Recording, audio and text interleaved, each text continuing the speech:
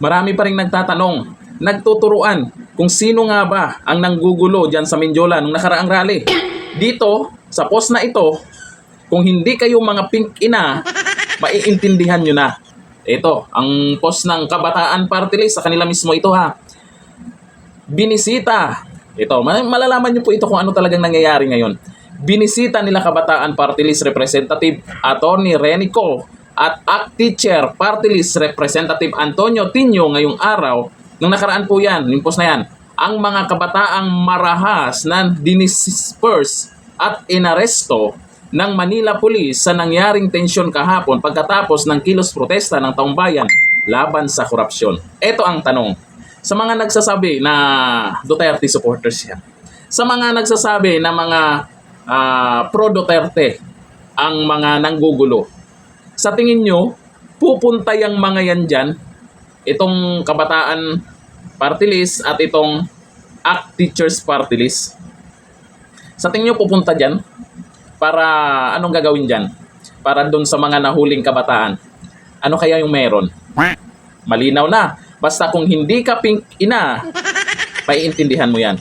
Kasi itong mga pink ina ay hindi mo na alam kung saan sila papanig ngayon. Eh yung sinuka nga nila nakaraan, di ba? Anyari, kumakampi na sila. O ito, ituloy po natin ang post nila.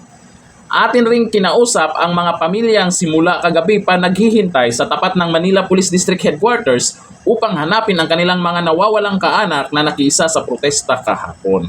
Ito, wala namang sinasabi dito sa post kung sino yung nanggugulo. Pero ang tanong, bakit sila yung mabilis na nandyan kaagad? Bakit ang bilis nila dyan? Malamang sasabihin, concern sila sa mga kabataan na nagwawala dyan, na nagagalit sa kalsada. Eh bakit yung iba, lalo na yung reporter na nag-viral na, ang sabi, maisog daw ang nanggugulo? Nako, habang nangyayari yung kaguluhan, yung maisog nasa liwasang Bonifacio.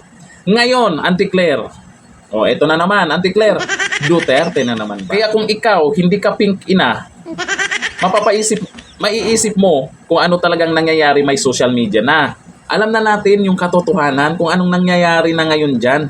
Kung sino yung totoong buhaya, kung sino yung totoong magna, kung sino yung sumasabay sa rally para guluhin lang. Napansin nyo doon sa nangyaring kaguluhan? Yung mga kapulisan, yung sinasaktan nila.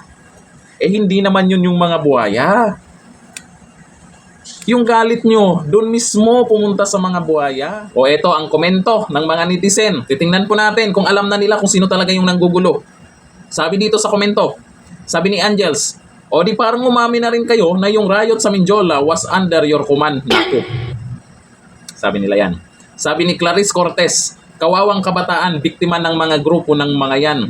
Sabi ni Michael Evangelista, ginamit nyo ang mga kabataan sa pansariling kapakanan nyo. Sinisira nyo ang buhay ng mga kabataan. Dapat may pananagutan din sila sa mga ginawa ng mga miyembro nila. Tapos isisi sa Duterte na naman yan. Malamang.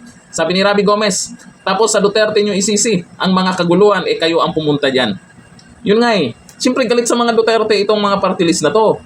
Kung Duterte, yung may pakana dyan, pupuntahan kaya nila yung kabataan dyan? Sus talaga naman. Sabi ni Ed Snukoy, o di ba kung hindi nila kaalyado yan, bibigyan kaya nila ng panahon at oras ang mga yan para puntahan? Malinaw naman. Yung mga nagtatanong, alam nyo na yan. Alam nyo na yan. Maliban sa mga pink ina, malamang, ganyan mag-isip ang mga talunan.